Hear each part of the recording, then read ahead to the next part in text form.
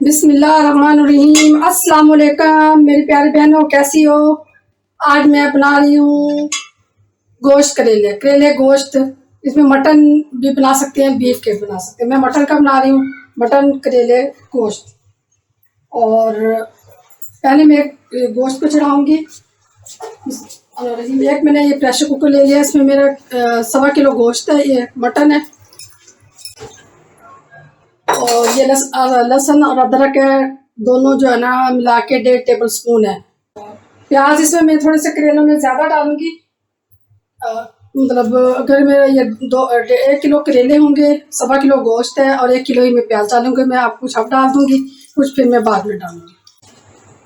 ये है मसाले, 1/2 टी स्पून हल्दी और इतना ही जीरा 1/2 टी स्पून और थोड़ा सा मोटा मसाला है, 1-2 लौंग, दालचीनी थोड़ी सी, बड़ी इलायची और नमक 1 टीस्पून है। और इसमें कुछ मिर्चें मेरे पास, और ये थोड़ा सा 1 टमाटर है, ये प्यूरी बनी हुई है। और कुछ इसमें लाल मिर्च पीसी हुई है। और इनकी मिर्चें अब जो है वो डबल जाएंगी, क्योंकि करेले भी हमने डालने हैं, मसाला भी डालना है। तो इस वक्त मेरी मिर्चों का जो अंदाज़ा है ये 2.5 टेबल स्पून है। और ये 1.5 कप इसके अंदर मैं पानी का शामिल करूँगी। ऑयल इस वक्त मैं इसके अंदर थोड़ा सा डालूंगी, क्योंकि जब मैं करेले फ्राई करूंगी उसके अंदर भी ऑयल होगा, तो वो भी इसमें जाएगा। तो इसलिए मैं इसमें थोड़ा सा ऑयल डालूंगी। इसका मैं ढक्कन लगा दूंगी और इसको पकने के लिए रख दूंगी जब तक ये गलेगा। फिर एक साइड पे मैं करेले तैयार करूँगी। मैंने 2 किलो मेरे ये करेले हैं और इसको मैंने काट के धो लिया है। और ना ही मैंने इसको छीला है, देखें बिल्कुल इसका छिलका ऊपर ही है। और ना ही मैंने इसको नमक लगाया है। बगैर नमक और बगैर मसले, मतलब निचोड़ा मैंने धोया और सादा तरीके से, और इसको अच्छे से कपड़े में बांध के मैंने निचोड़ लिया है। इसका पानी बिल्कुल खुश्क हो चुका है। और इसके आखिरी मैं इसको बताऊंगी कि मेरी बिल्कुल भी कड़वे नहीं होंगे करेले। आखिर तक मेरी वीडियो देखें, मैं आपको आखिर बताऊंगी कि क्या मैंने किया इसका। अब मैं इसको आज नहीं डालूंगी, पहले करेलों को थोड़ा सा ऐसे ही मैं फ्राई करूँगी। तो मेरे 2 किलो करेले हैं, तो इसमें से थोड़े से मैं निकाल लूँगी, किलो मैं इसमें डालूँगी गोश्त में। 5-6 मिनट इसको मैं इस तरह करूँगी फ्राई, फिर मैं इसके अंदर ऑयल डालूँगी। मेरे तरीके से एक दफ़ा करेले पकाएं, चाहे माश की दाल में, चाहे चने की दाल में, चाहे गोश्त में, लेकिन इस तरह धोएं और इस तरह पकाएं तो कभी भी आपके कड़वे नहीं होगा और सब आपकी तारीफ करने पे मजबूर हो जाएंगे। इस वक्त मैं इसके अंदर 1 कप ऑयल का डालूंगी, क्योंकि मैंने करेलों को फ्राई करना है। अब मैं करेलों को 10 मिनट तक फ्राई करूँगी। और मेरे तकरीबन करेले फ्राई हो चुके हैं। इस वक्त मैं इसमें 4 प्याज तो ये काट के ये फ्राई करूँगी थोड़ा सा इसके साथ। थोड़ा सा ऑयल मैं इसके अंदर और शामिल करूँगी। अब इसके अंदर मैं ये मटन शामिल कर दूँगी।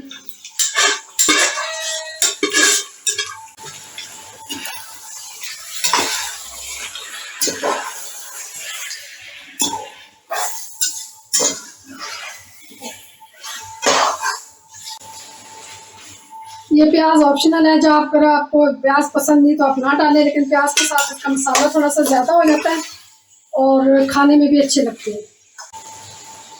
अब इसमें थोड़ा सा मैं 1 आधा प्याज, मैंने टमाटर बचाए थे, मैं इसमें शामिल करूँगी। और 1 टीस्पून ये कुटा हुआ धनिया पहले मैंने शामिल नहीं किया था, आप कर रही हूँ। और ये गरम मसाला थोड़ा सा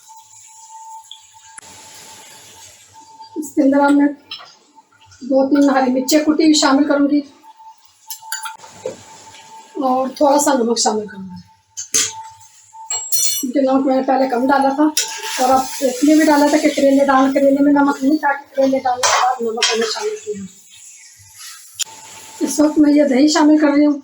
और मैं एक और वो शेयर करना चाहूँगी, जब टमाटर मेरे महंगे हो जाते हैं उस वक्त मैं थोड़ा प्याज का इस्तेमाल ज़्यादा करती हूँ और दही उसके साथ मैं दही का इस्तेमाल करती हूँ। तो इसीलिए इस वक्त मैंने इसमें थोड़े टमाटर डाले हैं, तो इसीलिए मैं इसमें दही भी डालूँगी। और मैं इसको दही डाल के तो दम पे लगा दूँगी।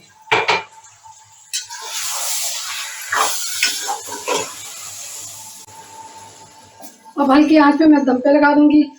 और जो मैं आखिर में आपको बताना चाह रही थी तो करेले को मैंने एक दिन पहले, पकाने से एक दिन पहले काट के और उसको फ्रीज़र में रख दिया था। और आज फिर मैंने बना रही हूँ तो मैंने उसको निकाला, पानी में भिगोया और उसके बाद उसको अच्छी तरह निचोड़ा। निचोड़ने से तो शेफून का कोई दुपट्टा हो या टवीरा का कोई दुपट्टा, उसमें निचोड़ें, अच्छी तरह खुश्क हो जाएगा उसका पानी।